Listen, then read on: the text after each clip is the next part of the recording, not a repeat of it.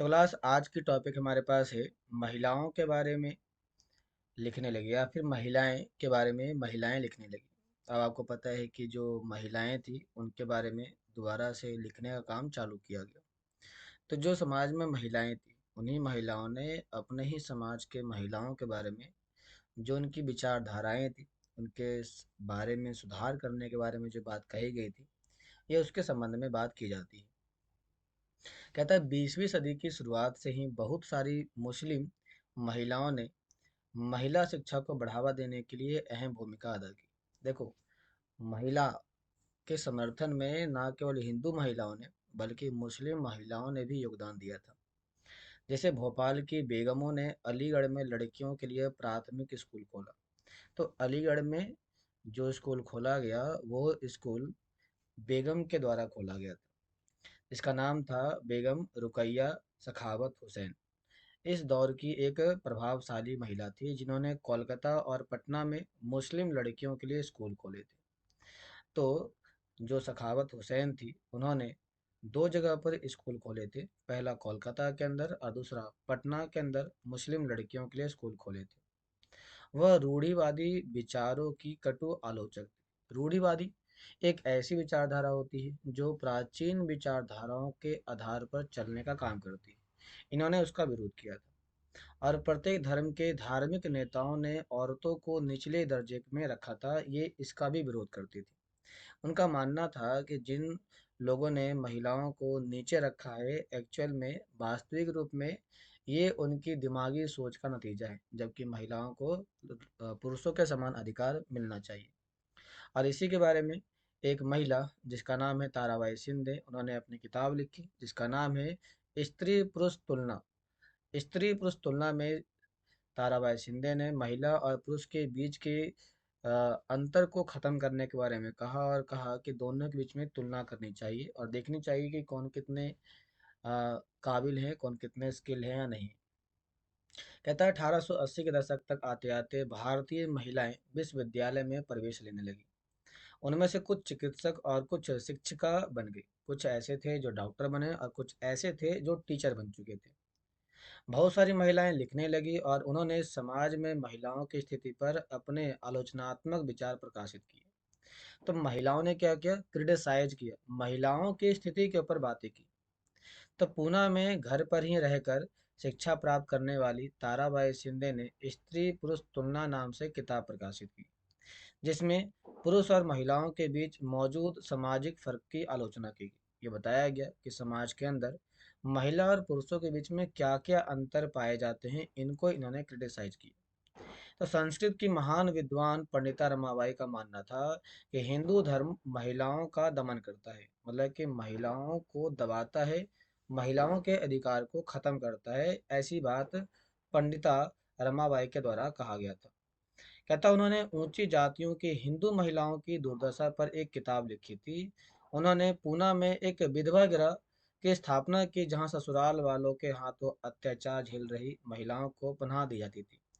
तो पंडिता रमाबाई के द्वारा उन्होंने क्या किया, तो उन्होंने पूना के अंदर एक ऐसा विधवा गृह बनाया गया जहां पर महिलाओं को ससुराल वालों के द्वारा प्रताड़ना, उन्हें दुर्दशा के द्वारा जो समस्या होती थी उनसे सुरक्षा प्रदान करने के लिए बनाया गया था।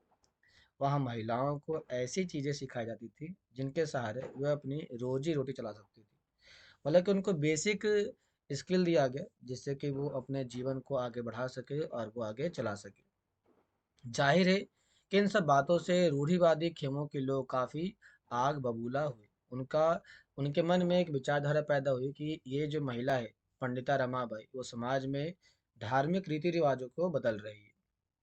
उदाहरण के लिए बहुत सारे हिंदू राष्ट्रवादियों को लगने लगा था कि हिंदू महिलाएं पश्चिमी तौर तरीके अपना रही है, जिससे हिंदू संस्कृति भ्रष्ट होगी और पारंपरिक संस्कार नष्ट हो जाएंगे, ऐसा बोला गया भारतीय समाज के लोगों के द्वारा।